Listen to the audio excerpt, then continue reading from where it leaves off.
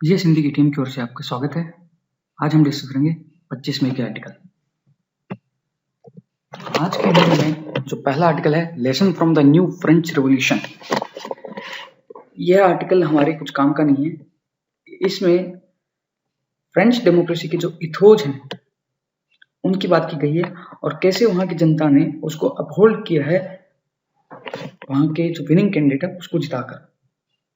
इसके बाद ये हॉरर एंड मैनचेस्टर, इसमें कुछ कुछ टर्म्स हैं टेररिज्म से रिलेटेड। टेररिज्म होता क्या है, बस उतना ही पार्ट आपका काम का है।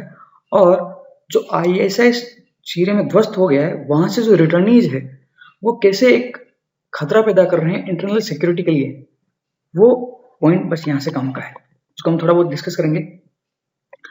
रिकमेंडेशन, यह जो अभी जम्मू कश्मीर में कंट्रोवर्सी हुई है आर्मी जवान द्वारा एक सिविलियन को जीप पे बांधकर घुमाने की, उस पर है। ये टॉपिक हमारे काम का नहीं है क्योंकि ये कंट्रोवर्शियल है और यूपीएससी कंट्रोवर्शियल टॉपिक से बचता है। इसमें ज्यादा से ज्यादा ये हो सकता है कि यूपीएससी एक आपको केस स्टडी बना दे जिसमें वो आपको ऐसी सिचुएशन में डाल दे जहां पर आपके पास कोई भी ऑप्शन नहीं है और आपको वो इस तरह थॉट करवाएगी, आपके पास जो भी इवेंट आए हैं उस तरह आप कदम लो, अदरवाइज ये काम का नहीं है। फ्लैड रेस्क्यू एक्ट, यह जो ऑर्डिनेंस दिया गया है, ऑर्डिनेंस पावर के साथ जो आरबीआई को पावर दिए गए हैं एनपीए को डील करने के लिए, उस पर है। यूपीएससी जो आपको क्वेश्चन पूछेगा, या तो आपको पूछेगा एनपीए की प्रॉब्लम क्या है और क्यों जनरेट हो रही है, क्या क्या समाधान लिए गए हैं उस पर, और या ऑर्डिनेंस जो पास हुआ है उसकी उपयोगिता पर, उसके प्रोज एंड कॉन्स पर। इस आर्टिकल में इस ऑर्डिनेंस की प्रोज एंड कॉन्स के बारे में कुछ भी नहीं बताया गया है, बस एनपीए कितना है उसके बारे में डिस्कशन किया गया है ज्यादा। अगर आपने 23 मई का हिंदू पढ़ा होगा तो उसमें जो गवर्नमेंट ने ऑर्डिनेंस पास किया है उस पर उसका प्रोज एंड कॉन्स लिखे हुए हैं। इसको हम पूरा डिटेल में डिस्कस करेंगे। इसमें हमने दैनिक ट्रिब्यून, हिंदुस्तान टाइम्स, लाइव मिनट, इन सब के भी पॉइंट समावेश किए हैं। एक्सेस डिनाइड, इसमें है कि एनआईए ने अभी जो टेररिस्ट पकड़ा है उसका उनको आईफोन मिला है, यह आईफोन वो हैक नहीं कर पा रहे हैं और इस आईफोन से हमें काफी ज्यादा इंफॉर्मेशन मिल सकती है।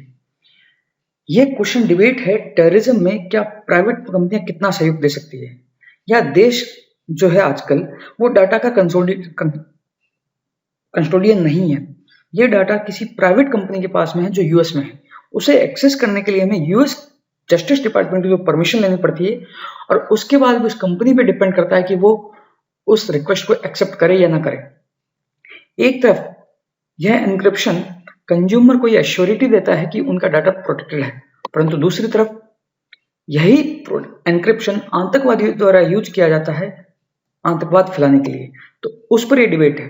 उसमें से इस आर्टिकल में बस एक छोटा सा पॉइंट आपके लिए काम का है इंटरनल सिक्योरिटी के लिए, कि कैसे विश्व के देशों को डाटा के एक्सचेंज के लिए सहयोग करना चाहिए और डाटा एन्क्रिप्शन जो हो रहा है जिसकी वजह से आतंकवादी लाभ पा रहे हैं उसकी वजह से कैसे एक विश्व यूएन के संस्थान में एक कानून पास किया जाए और इंटरनेशनल कंपनियों को बाध्य बनाया जाए कि वो उनके यहाँ जो डाटा है वो डिस्क्लोज करें सिक्योरिटी एजेंसीज को। फॉर इंक्लूसिव पॉपुलेशन, ये कुछ काम का नहीं है। डिकोडिंग सहारनपुर क्लासेस, यह इश्यू आपका काम का नहीं है। सहारनपुर में दलित और जो ठाकुर के बीच में जो क्लेश हुआ है उस पर है। यूपीएससी जो आपको इस पर क्वेश्चन पूछ सकता है वो पूछ सकता है कि rise of Dalit politics in India.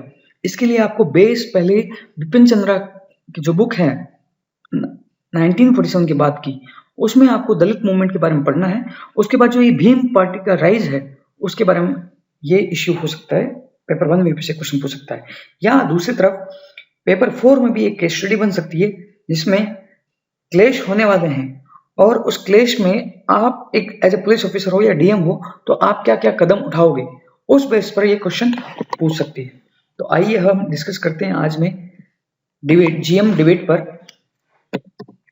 GM, ये इश्यू न्यूज में क्यों है? हाल ही में जीईएसी ने जीएम मस्टर्ड को है अप्रूवल दिया है। प्रीलिम्स के लिए आपको जानना है जीईएसी है क्या। यह है जेनेटिक इंजीनियरिंग अप्रूवल कमेटी, जो जीएम क्रॉप्स को भारत में इंट्रोड्यूस करने के लिए परमिशन देती है। यह ministry of environment and forest के अंदर है और ये 1986 एनवायरमेंट प्रोटेक्शन एक्ट 1986 के तहत गठित की गई है।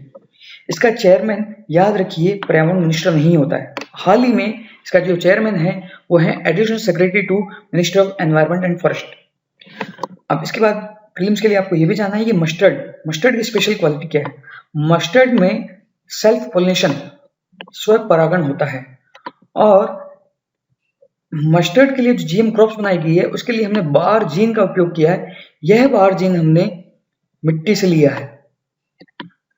इस बार जीन के दो टाइप हैं, एक में हम फीमेल को साइलेंट करते हैं, दूसरे में मेल को साइलेंट करते हैं, फिर हाइब्रिडेशन करवाते हैं। और इसी पर डिबेट चल रही है कि जीएम क्रॉप्स को भारत में इंट्रोड्यूस करना चाहिए कि नहीं करना चाहिए। आइए पहले हम देखते हैं इसके पॉइंट्स, फेवर में पॉइंट्स क्या क्या है। पहला पॉइंट, जीएम का जो डिबेट चल रही है कि जीएम हमारे लिए हानिकारक है, परंतु अगर हम पॉइंट देखें, यूएस और कनाडा में जो सोयाबीन और मक्के की जो खेती होती है उसमें नियरली ऑलमोस्ट 100% जो है जीएम क्रॉप्स का यूज किया जाता है। और ये अभी नहीं, बहुत पहले से किया जा रहा है। तो अगर ये हानिकारक होते तो वहां से पहले से कभी से इनको निष्कासित किया जा चुका होता। तो जीएम क्रॉप्स हानिकारक ही है, ये पॉइंट नलीफाई हो जाता है। दूसरा पॉइंट कि जीएम क्रॉप्स में हम नेचर में इंटरवीन कर रहे हैं और इसकी वजह से फसलों में विकार पैदा हो रहा है। परंतु हम ये भी जानते हैं, ग्रेगर मंडल ने जो हाइब्रिडेशन की खोज की थी 1850s में, उससे पहले भी हमारे किसान ये जानते थे कि क्रॉस ब्रीडिंग ऑफ पौधों की कैसे होती है और जानवरों की कैसी होती है, और इससे वो डिजायरेबल ट्रैट जो उनको गुण चाहिए वो डेवलप किया करते थे, वो ताकि प्रोडक्टिविटी का हो या उनको जो डिजायर्ड गुण चाहिए फसलों में वो हो, वो करते थे। तो जीएम क्रॉप्स में भी हम क्या कर रहे हैं, हम कुछ नहीं कर रहे हैं, हम अपने डिजायर्ड, अपनी इच्छा के मुताबिक जो हमें गुण चाहिए वो कर रहे हैं। तो यह एक नेचर में इंटरवेंशन नहीं है, बल्कि ये पहले से ही हो रहा है। दूसरी तरफ अगर हम इसकी बात करें तो इंटर स्पेसिफिक जो हाइब्रिडाइजेशन है वो नेचर में पहले से ही हो रहा है। और इसका एग्जाम्पल हम ले सकते हैं मक्का जो पहले एक घास हुआ करती थी उसमें हाइब्रिडाइजेशन हुआ है और उसको हम अब की तरह यूज करने लगे हैं। दूसरी तरफ जिसका एग्जाम्पल यह है ट्राइटिकेले एक घास है, परंतु उसमें क्रॉस हाइब्रिडेशन करके हम इसका अब उपयोग ले रहे हैं। तो इस जो इंटर स्पेसिफिक हाइब्रिडेशन अगर सही है तो जीएम का इंट्रोडक्शन भी सही है, यह कुछ लोगों का तर्क है। दूसरा तर्क है जीएम क्रॉप्स जो है जीएम मस्टर्ड, ये हमारे वैज्ञानिकों द्वारा ही बनाई गई है। तो इसमें ये कोई बिंदु नहीं उठता कि कोई भी इंटरनेशनल एजेंसी इसका कमर्शियल लाभ उठाएगी और किसी की मोनोपोली होगी। और यह जीएम क्रॉप्स क्योंकि गवर्नमेंट के द्वारा, हमारे साइंटिस्ट के द्वारा बनाई गई है, तो वो फार्मर्स को मदद दे सकती है और फार्मर्स की इनकम को बढ़ावा दे सकती है। इसके अलावा दूसरा पॉइंट जो इस जीएम्स के खिलाफ है, जीएम मस्टर्ड के खिलाफ, क्योंकि ये हर्बिसाइड रेजिस्टेंस पैदा करता है। परंतु अगर हम विश्व में देखें तो सोयाबीन, कॉटन और मेज, जितने भी मेज क्रॉप्स हैं उसमें हर्बिसाइड रेजिस्टेंस है। अगर हर्बिसाइड रेजिस्टेंस होगा तो फार्मर्स मिनिमम टिलेज के साथ फसल पैदा कर सकते हैं, और अगर टिलेज मिनिमम होगा तो जो फसलों में ट्रैक्टर वगैरह यूज करते हैं उनका उपयोग भी कम होगा। तो इसका उपयोग भी कम होगा तो मतलब फ्यूल भी कम होगा। अगर फ्यूल का यूज भी कम होगा तो कार्बन डाइऑक्साइड का एमिशन भी कम होगा। दूसरा तर्क जो इसके अपोज में लोग देते हैं वो देते हैं कि अगर हम जीएम मस्टर्ड यूज करेंगे तो हमारी बायोडाइवर्सिटी नष्ट हो जाएगी, परंतु इसमें कोई जेनेटिक इरोजन नहीं होगा। हमारा national bureau of plant and genetic जो रिसोर्स है, जो IRI के तहत है, वो जीन बैंक बना रहा है जो नाइट्रोजन जो बहुत कम तापमान पर सुरक्षित है। तो कभी भी ऐसी समस्या आती है तो कभी भी हम उन सीड्स का उपयोग ले सकते हैं। तो ये पॉइंट भी नलिफाई हो जाता है कि इससे हमारा जेनेटिक इरोजन घटेगा। इसके अलावा हमारे प्रधानमंत्री ने 2022 तक किसानों की आय दुगुनी करने का कहा है। ये किसानों की आय दुगुनी कैसे हो सकती है? ये एक तो हो सकती है हम प्रोडक्टिविटी बढ़ाएं या इनपुट कॉस्ट कम करें। प्रोडक्टिविटी बढ़ाने के लिए जीएम क्रॉप्स काफी लाभदायक हो सकती है। जीएम मस्टर्ड की बात करें तो ये परसेंटेज जीएम क्रॉप्स की प्रोडक्टिविटी उत्पादकता बढ़ा देती है। तो अगर उत्पादकता बढ़ेगी तो फार्मर्स की इनकम अच्छी होगी, अगर फार्मर्स की इनकम अच्छी होगी तो उनको पॉवर्टी से बाहर किया जा सकेगा और इनसे इनकम भी अच्छी होगी।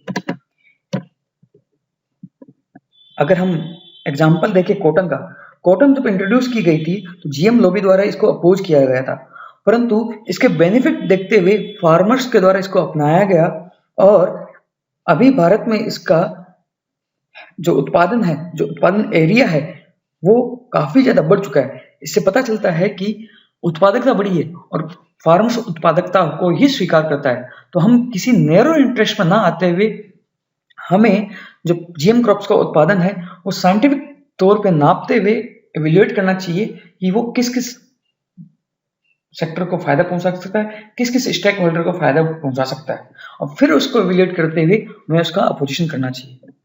एज अपोज टू दिस, इसके कई अपोजिशन भी है। पहला हमने पॉइंट पढ़ा था कि कनाडा और यूएस में जीएम क्रॉप्स हैं, परंतु इसके अपोज में हम अगर रशिया, यूके, यूरोपियन यूनियन इत्यादि कंट्री को देखें तो उन्होंने जीएम क्रॉप्स को बैन कर रखा है।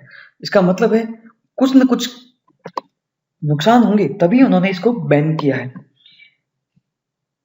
रोड्रिग्यूज, जिन्होंने जीएसी के खिलाफ सुप्रीम कोर्ट में अपील दायर की है जीएम मस्टर्ड के खिलाफ, वो कहते हैं कि जीएम क्रॉप्स जो है वो आसपास के जो प्लांट्स हैं, पौधे हैं, उनको जहरीला बना देगी और हमारी बायोडाइवर्सिटी के लिए खतरा पैदा करेगी। इसलिए हमें इसका अपोजिशन करना चाहिए।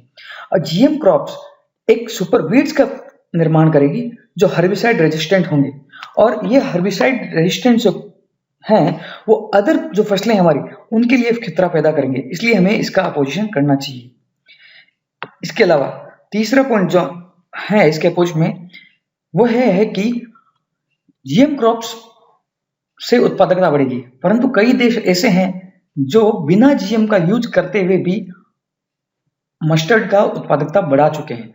तो हमें जीएम क्रॉप्स इंट्रोड्यूस नहीं करना चाहिए, बल्कि उन्होंने जो टेक्निक अपनाई है जैसे मस्टर्ड इंटेंसिफिकेशन की टेक्निक, वो हमें उपयोग में लेना चाहिए ताकि हमारा सस्टेनेबल ग्रोथ भी हो, सस्टेनेबल प्लांट्स भी हो और वो उत्पादकता भी बढ़ाए। तो इसलिए ये तीसरा तर्क है इसके खिलाफ।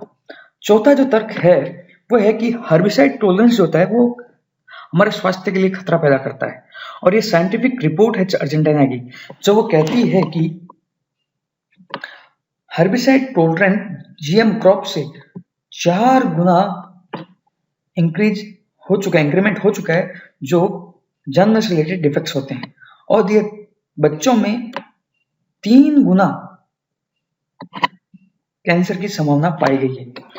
और ये यही नहीं बल्कि यूएस की एक स्टडी भी कहती है कि जीएम क्रॉप्स के इंट्रोड्यूस होने से कई बीमारियां जैसे अल्जाइमर, हार्ट डिजीज इत्यादि बढ़ चुकी है।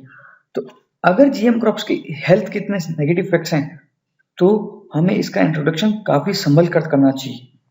इसके अलावा जो अदर तर्क है, हर्बिसाइड टॉलरेंस से हमें एक specific herbicide resistance chemical use करना पड़ेगा। अभी जो हम केमिकल यूज कर रहे हैं वो है मोन्सेंटो द्वारा सप्लाई किया गया ग्लाइफोसेट, परंतु अगर हम एक ही यह केमिकल बार बार यूज करेंगे तो फसलें जो बैक्टीरिया है वो इसके खिलाफ रेजिस्टेंस पैदा कर लेगा। जैसे हम अभी टीबी में देख रहे हैं एमडीआर और एचडीआर, अगर ये वो रेजिस्टेंस क्रिएट कर लेगा तो हमारे पास नेक्स्ट जनरेशन ऑफ केमिकल नहीं है जो उनको उन्मूलन कर पाए। इसलिए हमें हर्बिसाइड टॉलरेंट जो क्रॉप्स हैं उनका उपयोग करने से बचना चाहिए। अंत में अगर यूपीएससी आपको ये क्वेश्चन पूछती है तो आपको पहले प्रोज एंड कॉन्स दोनों बतावे एक संबैलेंस करते हुए लास्ट में अपना कंक्लूजन देना है कि जीएम क्रॉप से उत्पादकता बढ़ती है और हम ये देख रहे हैं कि पॉपुलेशन बढ़ रही है, उसके खिलाफ हमें उनके खाद्य सामग्री भी उपलब्ध करवानी है। तो परंतु खाद्य सामग्री उपलब्ध करवाने के लिए हमें अपनी एनवायरमेंटल जो प्रायोरिटी है, एनवायरमेंटल जो हमारी बाध्यता है, उससे हमें कॉम्प्रोमाइज नहीं करना चाहिए, परंतु एट द सेम टाइम हमें उत्पादकता भी बढ़ानी है, तो अगर हमें जीएम क्रॉप्स इंक्लूड करना है, उनको अपने क्रॉपिंग साइकिल में उपयोग में लाना है, तो हमें साइंटिफिक इवोल्यूशन करना होगा कि उनका एग्रीकल्चर, उनका एनवायरनमेंट, मानवीय हेल्थ, बायोडाइवर्सिटी, इन सब पर क्या इफेक्ट पड़ रहा है, उसके बाद ही हमें उसको इंट्रोड्यूस करना चाहिए। इस तरह आपको कंक्लूजन देना होगा। क्वेश्चन जो आप अटेम्प्ट कर सकते हैं, considering the less productivity of crops in India and imperative of increasing farmers income, GM crops must be promoted, critically analyse. यहाँ आपको एक व्यू पॉइंट दिया गया है, आप इसके व्यू पॉइंट के अपोज में भी जा सकते हैं और इसका फेवर भी कर सकते हैं, परंतु जो पॉइंट आप डिसीजन लेंगे उसको आपको स्ट्रांगली पुट करना है। अगर जो आर्टिकल जो हमने कहा था हॉरर इन मैनचेस्टर में जो अभी अटैक हुआ, टेरर अटैक, उस पर है। उसमें एक आतंकवादी है, सिक्योरिटी एजेंसी को चकमा देते हुए कंसर्ट में पहुंच गया था और उसने आपको ब्लो आउट कर लिया था। यह टेरर अटैक का इंसिडेंट जो है आपको याद रखना है अपने ऐसे पर्पज के लिए, परंतु प्रीलिम्स मेंस के लिए जो पेपर 3 आपको उसमें कुछ डेफिनेशन है टेरर से, टेरर होता क्या है, टेरर का मकसद क्या होता है, वो आपको याद रखना है अपने पेपर 3 के लिए। जरूरी नहीं है कि आपको ये, अगर आपने ये एआरसी पढ़ रखी है टेररिज्म पर, उसमें ये सेम डेफिनेशन है, थोड़ी बहुत मॉडिफाइड, अगर आपको वो याद है तो इसको आपको देखने की कोई जरूरत नहीं है। टेरर का एम क्या होता है? टेरर का एम होता है टेररिस्ट का पैनिक क्रिएट करना, पैनिक क्रिएट करके सोसाइटी जो है उसमें डिवीजन पैदा करना, ताकि सोसाइटी एक दूसरे के साथ रह नहीं पाए। यही इस अटैक का काम था मैनचेस्टर में, यूके में क्रिश्चियन और मुस्लिम्स में डिवीजन पैदा करना। इसके अलावा टेरर का काम होता है पब्लिक फेथ को इरोड करना, जो पब्लिक फेथ है पब्लिक इंस्टीट्यूशन में उसको हटाना, ताकि पब्लिक में डर बना रहे, और इसी डर का फायदा आतंकवादी उठाते हैं और ये एथनिक, रेशियल और रिलीजियस टेंशन क्रिएट करते हैं। इसके अलावा जो इस एडिटोरियल में जो और काम का बिंदु था कि आईएस रिटर्नीज आ रहे हैं, सीरिया में आईएस डिसमेंटल हो चुका है और वो वहां उनके आईएस रिक्रूट को पे नहीं कर पा रहे हैं, परंतु वो ब्रेन वॉश्ड हैं और अपने देशों की तरफ लौट रहे हैं, और यह डिसेंट्रलाइज्ड हो रहा है और वो अपने अपने यहाँ नेटवर्क क्रिएट कर रहे हैं। उसकी वजह से इंटरनल सिक्योरिटी को क्या चैलेंज होगा, वो आपके लिए एक इश्यू बन सकता है मेंस में। इसके अलावा जो अदर पॉइंट्स थे, फ्लोर डिस्ट्रीब्यूट एक्ट हमने डिस्कस कर लिया, recommendation army, decoding the Sarang, ये बस इतना ही था। कल हम फिर आ जाएंगे, तब तक के लिए धन्यवाद।